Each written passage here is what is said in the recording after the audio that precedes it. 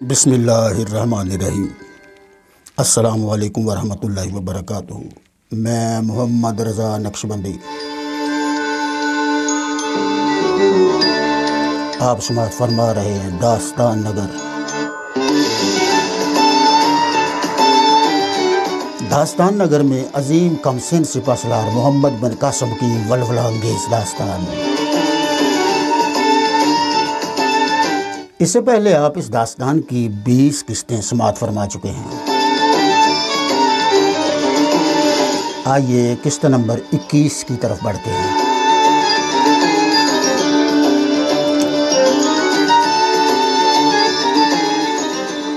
دہر نے حقارت سے کہا لگاتے ہوئے کہا، اس قدر جرت، خیر دیکھا جائے گا۔ اچھا لے چلو۔ سپاہی طاہرہ کو لے کر چلے۔ دہر بھی ان کے پیچھے روانہ ہو گیا۔ ادھر راجہ بجہرا، جسے اپنی طاقت اور لشکر کی کثرت پر بڑا ناز تھا، فصیل پر کھڑا لڑائی کا منظر دیکھ رہا تھا۔ اسے کچھ بھی نظر نہ آ رہا تھا، پھر بھی وہ کھڑا ہو کر دیکھ رہا تھا۔ جب ہندو شکست کھا کر بھاگے تو وہ جلدی سے اترا اور محل میں پہنچ کر اپنے بیوی بچوں کو ہمراہ لے کر 1000 سواروں کے ہمراہ قلعہ سے باہر نکلا اور بدیہ کی طرف چل نکلا۔ تھوڑی دور ہی گیا تھا کہ اسے گھوڑوں کے ٹاپوں کی آواز سنائی دی۔ جب اس نے غور سے سنا تو ایسا معلوم ہوا جیسے اس سے آگے کچھ سوار جا رہے ہیں۔ چونکہ ابھی رات تھی، اس لیے بغور دیکھنے پر بھی اسے یہ نظر نہ آیا کہ آگے کون لوگ جا رہے ہیں۔ اسے خوف ہوا کہ کہیں یہ مسلمان نہ ہوں، اس لیے وہ رک گیا۔ اس کے رکتے ہی تمام لشکر بھی رک گیا۔ جب صبح صادق کا وقت ہو گیا اور کسی قدر اجالا پھیل گیا، تب وہ بڑا تھوڑی دور چل کر اسے سوار نظر آئے جو کہ نیم برہنہ تھے۔ وہ سمجھ گیا کہ اس سے پہلے بھی کوئی سردار بھاگ نکلا ہے۔ اب اس نے ان سے ملنے کے لیے تیزی سے سفر کرنا شروع کر دیا۔ تھوڑی ہی دیر میں ان کے قریب پہنچ گئے۔ یہ سوار اسی لشکر کے تھے اور ان کے ساتھ ان کا وزیر اعظم بھی تھا۔ بجہرا نے وزیر اعظم سے دریافت کیا، کیا تم مجھ سے پہلے چلے آئے؟ وزیر اعظم نے جواب دیا، اور کیا کرتا حضور؟ جب میں نے دیکھا کہ ہمارے بوزدل سپاہی شکست کھا کر فصیل سے نیچے آ رہے ہیں تو میں نے ایک لمحہ بھی ضائع نہ کیا اور فوراً کچھ سواروں کو ہمراہ لے کر چلا آیا۔ بجہرا کہنے لگا، مگر تم نے مجھے ہمراہ کیوں نہ لیا؟ وزیر کہنے لگا، میرا خیال تھا کہ آپ بہرج کی تباہی کا آخری منظر دیکھے بغیر نہیں جائیں گے۔ بجہرا نے پوچھا، تمہارا لشکر کتنا ہے اس وقت؟ وزیر نے جواب دیا، 500 سوار ہیں حضور۔ آپ کے ہمراہ کس قدر سوار ہیں؟ بجہرا نے کہا، 1000 ہیں۔ وزیر کہنے لگا، جب تو ہمارے ساتھ تقریباً 1500 کا لشکر ہے۔ بجہرا بولا، ہاں یہ بہت کافی ہے۔ وزیر کہنے لگا، جی ہاں کافی ہے۔ بجہرا نے اس سے سوال کیا، تمہارا ارادہ کہاں جانے کا تھا؟ اس نے جواب دیا، امن اور اطمینان کی جگہ ریاست بدیہ ہے۔ بجہرا، خوش قسمتی سے میں بھی وہیں جا رہا ہوں کہ میں نے بھی یہی مناسب سمجھا ہے۔ وزیر بولا، یقین ہے کہ کاکا حضور کی خوب مدارت کرے گا۔ بجہرا بولا، میں داہر کے پاس اس لیے نہیں گیا کہ وہ حریص حسن ہے، کہیں مجھ سے میری بیوی نہ چھین لے۔ وزیر نے جواب دیا، آپ کے اس بھتیجے اور اس کی بھتیجی بہو ہے، وہ کبھی ایسی بےہودگی نہیں کرے گا۔ بجہرا بولا، جو شخص اپنی سگی ہمشیرہ سے شادی کر سکتا ہے وہ بھتیجے کی بیوی سے کیوں نہیں کر سکتا؟ وزیر نے کہا، حضور نے درست فرمایا، کیا بہرج پر مسلمانوں کا قبضہ ہو گیا ہے؟ بجہرا نے جواب دیا، میرے سامنے تک تو نہیں ہوا تھا، لیکن وزیر نے کہا، اب یقیناً ہو گیا ہوگا۔ بجہرا کہنے لگا کہ میرے لشکر نے بزدلی کی ہے۔ وزیر نے جواب دیا، میں نے حضور سے پہلے ہی عرض نہ کر دیا تھا؟ بجہرا نے کہا، اگر سپاہی ذرا بھی حکمت سے کام لیتے تو مسلمانوں کا صفایا کاٹ ڈالتے۔ وزیر نے جواب دیا، ناممکن تھا۔ کیوں؟ اس لیے کہ باوجود لشکر کے گشت کرنے کے اور خبردار رہنے کے مسلمانوں کا اچانک فصیل پر آ جانا حیرت انگیز بات تھی۔ بجہرا بولا، ہاں حیرت کی بات تو ضرور تھی، مگر اتنی سی بات سے شیروں کو ڈر کر بھیڑے نہیں بن جانا چاہیے تھا۔ وزیر نے جواب دیا، مگر جنوں اور بوتوں کے سامنے جناب ڈرنا ہی پڑتا ہے۔ حضور، مسلمان انسان نہیں ہیں، پھر انسان ان کا کیسے مقابلہ کر سکتے ہیں؟ بجہرا نے غصہ میں کہا، وہ انسان ہی ہیں، اور انسان ہی ان کا مقابلہ کرتے ہیں۔ وزیر کہنے لگا لیکن حضور میں نے سنا ہے کہ انہوں نے آج تک کبھی بھی شکست نہیں کھائی۔ بجیرہ کہنے لگا ضرور کھائی ہوگی، خیر ان منحوسوں کا ذکر چھوڑو، انہوں نے مجھے آج بے تاج و تخت کر دیا ہے، اب میں نے ارادہ کیا ہے کہ کاکا سے مدد لے کر پھر آؤں گا اور انہیں بحر سے بے دخل کر کے رہوں گا۔ وزیر بولا حضور ایسا ارادہ نہ کیجئے، مسلمانوں پر فتح پانا ناممکن ہے۔ بجہرہ چپ ہو گیا اور یہ لوگ تیزی سے سفر کرتے رہے۔ بجہرہ چپ ہو گیا اور یہ لوگ تیزی سے سفر کرتے رہے۔ چونکہ انہیں اندیشہ تھا کہ کہیں مسلمان ان کا تعاقب نہ کریں، اس لیے وہ شب و روز بڑھتے چلے جا رہے تھے۔ تھوڑی دیر قیام کرتے تھے اور کئی روز کے بعد وہ بدیع کی سرحد میں داخل ہوئے۔ کاکا کو ان کے آنے کی خبر ہو گئی تھی۔ کاکا نیک اور بامروت راجا تھا، اس نے اپنے چند سرداروں کو استقبال کے لیے بھیج دیا۔ بجہرہ سیسم کی طرف بڑھنے لگا تو اس سے اس کے لشکر کا کچھ حصہ ملا جو اس کا نہایت شاندار استقبال کرنے کے لیے چلا۔ بجہرہ اب تک اپنے لشکر کے کھانے پینے کی تکالیف اٹھاتا چلا آ رہا تھا کیونکہ وہ بے سر و سامانی کی حالت میں بھاگے تھے۔ رسد کی مد میں کچھ بھی تو ان کے پاس نہ تھا۔ راستہ میں جس قدر آبادی ملی وہ غیر آباد تھی۔ وہاں کے لوگ مسلمانوں کے خوف سے گھر بار کھیتی باڑی وغیرہ چھوڑ کر بھاگ گئے تھے، اس لیے انہیں کھانے کو رستے میں کچھ نہ ملا۔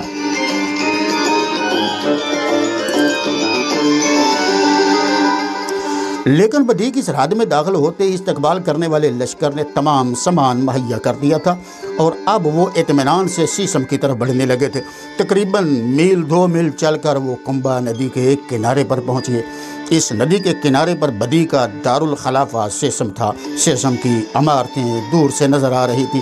جب یہ قلعہ کے نزدیک پہنچے تو کاکا خود ان کا استقبال کرنے کے لیے راجہ دانی سے باہر نکل آیا۔ کاکا ایک ادھیڑ عمر آدمی تھا، باحوصلہ اور اکمال مند۔ اس نے نہایت شان کے ساتھ بجہرہ کا استقبال کیا۔ بجہرہ کو یہ توقع نہ تھی کہ کاکا اس کی اس قدر عزت کرے گا جس قدر کاکا نے کی، بلکہ وہ یہ سمجھتا تھا کہ وہ اسے تکلیف نہ دے گا، مگر جب اس نے اس کا رویہ دیکھا تو وہ اس کا بے حد شکر گزار ہوا۔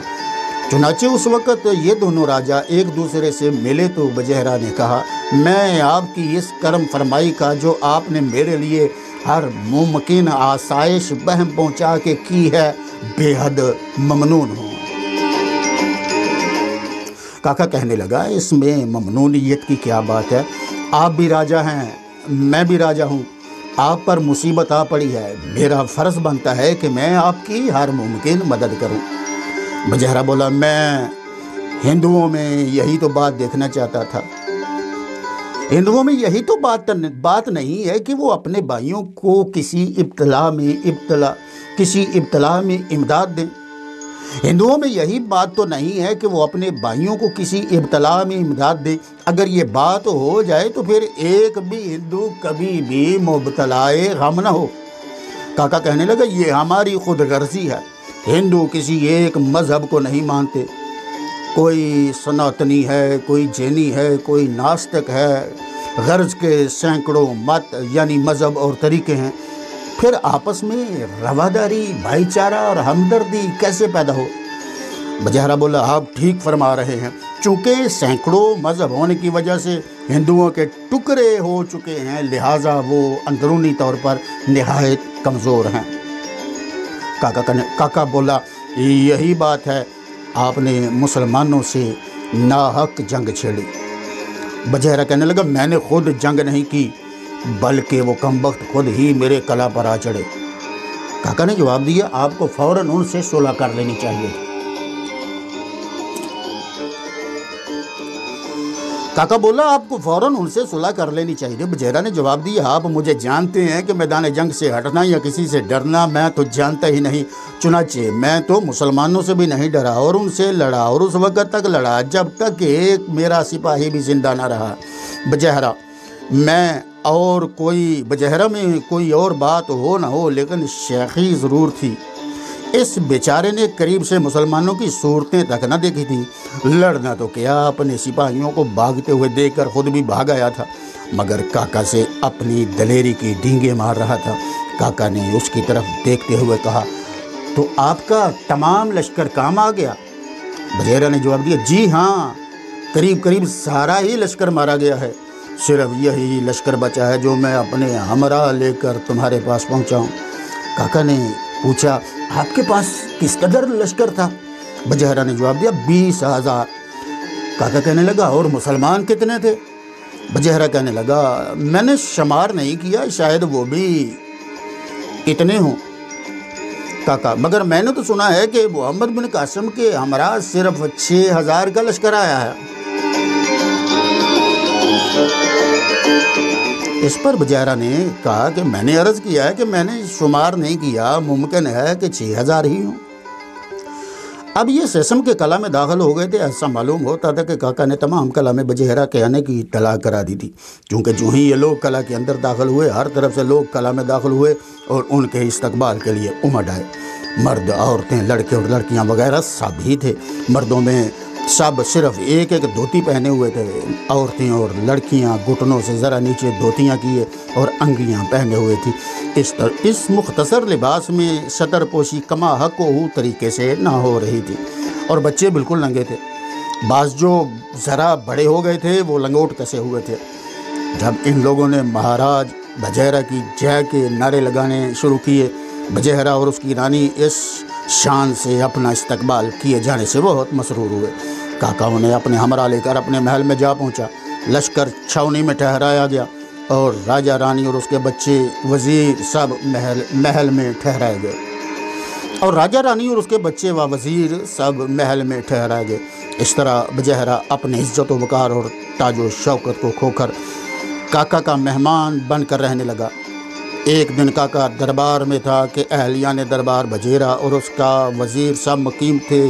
چند جاٹ آئے اور انہوں نے آتے ہی کہا مہاراجہ فریاد ہے، فریاد ہے۔ تمام درباری بجیرہ اور کاکا سب ان کی طرف دیکھنے لگے۔ وہ کل 5 آدمی تھے۔ موٹے گاڑے کو بال دے کر اس کی پگڑیاں باندھتے تھے، دھوتر کی دھوتیاں کیے ہوئے تھے۔ باقی تمام جسم ننگے تھے۔ وہ کاکا کی طرف بڑھنے لگے اور تمام درباری ان کو حیرت سے دیکھنے لگے۔ کاکا چاندی کے تخت پر بیٹھا تھا۔ تخت 3 گز اونچے چبوترے پر تھا۔ اس کے پاس ہی بجیرہ بیٹھا تھا۔ تخت کے قریب چند ایک کرسیاں پڑی تھی۔ ان کرسیوں میں سے ایک پر بجیرہ کا وزیر، دوسری پر کاکا کا سپہ سالار پہمن بیٹھا تھا۔ آج اس کا وزیر غیر حاضر تھا۔ باقی تمام درباری چبوترا سے نیچے کرسیوں پر بیٹھے ہوئے تھے۔ یہ کرسیاں عجیب اور بدی قسم کی تھیں۔ دربار کا کمرہ نہایت وسیع تھا مگر چھت نیچی تھی۔ تمام درباری، دونوں راجہ، تمام افسر آبدار موتیوں کے ہار گلے میں ڈالے ہوئے تھے۔ چونکہ وہ نیم برہنہ تھے اس لیے برہنگی کو ہاروں سے چھپا دیا گیا تھا۔ ہندوؤں کی تہذیب و معاشرت کوئی نہیں تھی۔ معاشرت تو یہ تھی کہ وہ نیم برہنہ رہتے تھے، معمولی دھات کی کٹوریوں میں کھاتے تھے، عورتیں اور مرد سب ننگے رہتے تھے۔ تہذیب یہ تھی کہ وہ سگی بہنوں تک سے شادی کر لیتے تھے۔ جب جاٹ تخت کی طرف بڑھنے لگے تو تمام دربار میں سناٹا چھا گیا۔ میں محمد رضا نقشبندی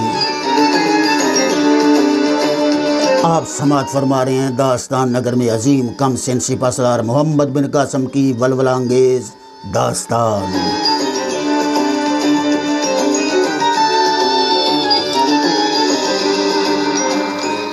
جب جاٹ تخت کی طرف بڑھنے لگے تو تمام دربار میں سناٹا چھا گیا۔ ہر شخص کو یہ معلوم کرنے کے لیے بے قراری تھی کہ یہ لوگ کون ہیں، کہاں سے آئے ہیں اور کیا کہنا چاہتے ہیں۔ جاٹ چبوترا کے قریب پہنچ کر سلام کرنے کے لیے سجدہ میں گر پڑے۔ کاکا نے سلام لے کر دریافت کیا کون لوگ ہو تم؟ فوراً جاٹ ہوتے اور ہاتھ جوڑ کر کھڑے ہو گئے۔ ان میں سے ایک بوڑھے شخص نے کہا ان داتا ہم جاٹ ہیں۔ کاکا بولا کہاں سے آئے ہو تم؟ بوڑھا کہنے لگا ہم نیل بان کے رہنے والے ہیں اور وہاں سے ہی آ رہے ہیں۔ نیل بان دریائے کنبہ پر ایک چھوٹا سا شہر تھا جو سیسم سے چند میل ہی کے فاصلے پر تھا۔ کاکا نے دریافت کیا تم کیا کہنا چاہتے ہو؟ بوڑھا کہنے لگا ان داتا نیل بان میں ملیچ مسلمان آ گئے ہیں۔ اس بات کو سنتے ہی تمام درباری حیرت سے بوڑھے کو دیکھنے لگے۔ تمام درباری حیرت سے بوڑھے کو دیکھنے لگے۔ کاکا اور بجیرہ کو بھی تعجب ہوا۔ کاکا نے پوچھا مسلمان وہاں کب آئے؟ بوڑھے نے جواب دیا آج صبح آئے ہیں حضور۔ काका ने सवाल किया, मुसलमानों का लश्कर कितना है? बूढ़े ने जवाब दिया, कुछ ज़्यादा लश्कर नहीं है, 5 या 6 हज़ार होगा। काका ने दरियाफ्त किया, क्या उन्होंने नील बांध को लूट लिया? बूढ़े ने अर्ज़ की, नहीं अंदाता, वो शहर से बाहर पड़े हैं और कुछ लोग शहर के अंदर रसद लेने गए थे, मगर दुकानदारों ने उन्हें देखते ही दुकानें बंद कर लीं और रसद नहीं दी। काका, इसलिए उन्होंने फिर बदले में दुकानें लूट ली होंगी। बूढ़ा कहने लगा, नहीं महाराज, वो वापस चले गए। काका कहने लगा, किस कदर शराफत किया उन्होंने। बजहरा ने बिगड़ कर कहा, इसमें शराफत की क्या बात है? काका कहने लगा, दुनिया भर की कौमों का ये कायदा है कि जब रसद कीमत से नहीं मिलती तो वो लूट लिया करते हैं, और हम हिंदू भी तो खुद ऐसा ही करते हैं।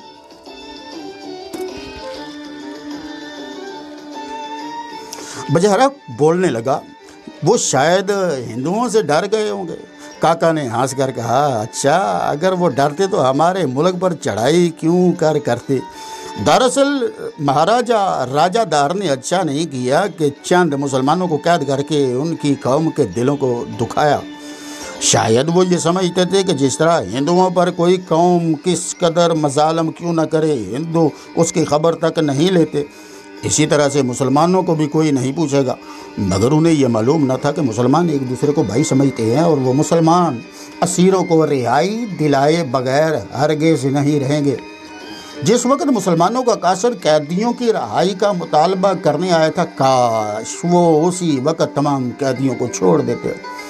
बजहरा ने जोश में आकर कहा, नहीं, बल्कि कासद के सामने कैदियों को कत्ल कर दिया जाता। काका ने संजीदगी से कहा, अगर ऐसा किया जाता तो मुसलमानों के आने की फिर शान और की और ही होती।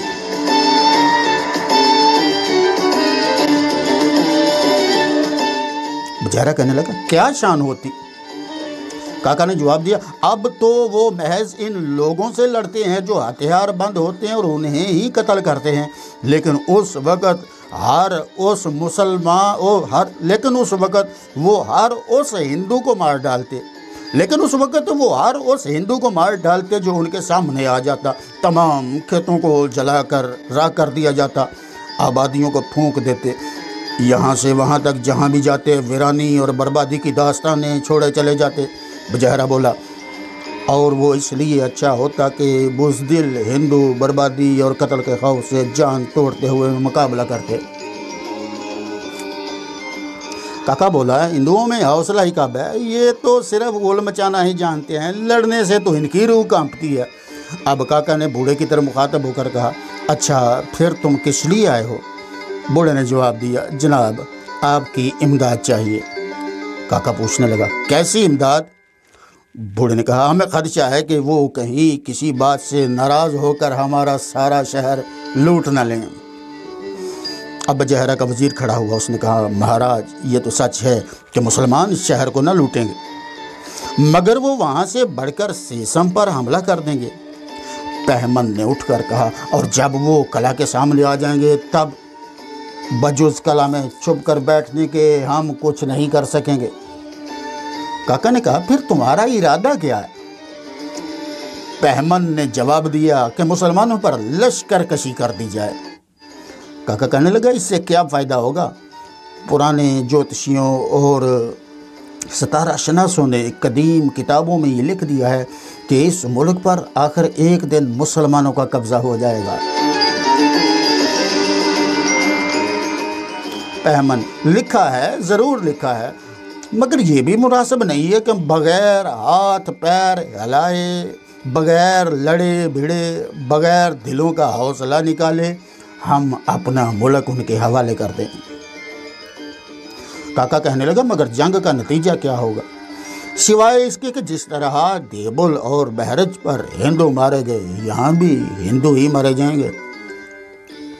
तहमन ने जवाब दिया, वीर मारे जाने के लिए ही होते हैं, ये पवित्र भूमि मुसलमानों के नजस कदमों से नापाक नहीं होनी चाहिए।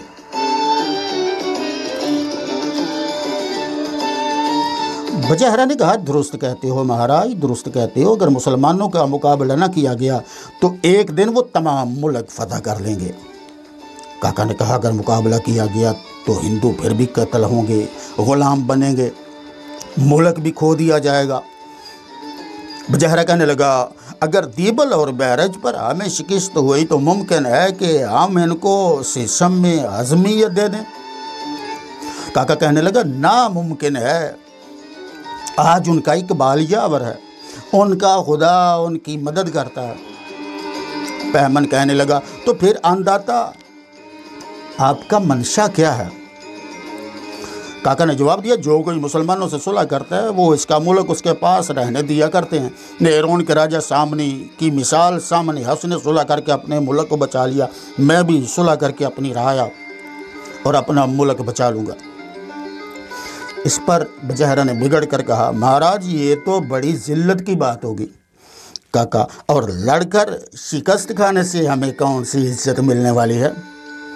بہمن نے کہا حضور میرا مشورہ ہے آپ ایک کام کیجئے۔ کاکا بولا کیا؟ بہمن نے کہا حضور مجھے اجازت دیں کہ میں کچھ لشکر لے کر مسلمانوں پر شب خون مارتا ہوں۔ کاکا نے جواب دیا کچھ نتیجہ نہیں نکلے گا۔ بہمن بولا اگر کوئی اچھا نتیجہ نہ نکلا تو پھر ہم مسلمانوں سے صلح کر لیں گے۔ بجہرہ کہنے لگا سپہ سالار کی رائے معقول ہے، اسے آپ کو منظور کر لینا چاہیے۔ کاکا نے جواب دیا مجھے خدشہ ہے کہ مبادہ محمد بن قاسم اس شب خون کے بعد پھر کہیں صلح سے انکار ہی نہ کر دے۔ بجہرہ بولا نہیں وہ صلح کا حریص ہے، اگر ایسا ہو بھی گیا تو پھر بھی وہ صلح کی طرف آ جائے گا۔ بہمن نے کہا مہاراج اگر ہماری تدبیر کارگر ہو گئی اور ہم نے مسلمانوں کو حزمیت دے دی تو تمام دنیا میں ہماری دھوم مچ جائے گی، مرد ہماری تعریف کریں گے اور عورتیں مدتوں تک ہماری بہادری کے ترانے گاتی رہیں گی۔ کاکا کہنے لگا میں دل سے اس بات کو نہیں چاہتا، لیکن اگر تم مناسب سمجھتے ہو تو جو دل میں آتا ہے کرو، میں منع بھی نہیں کرتا۔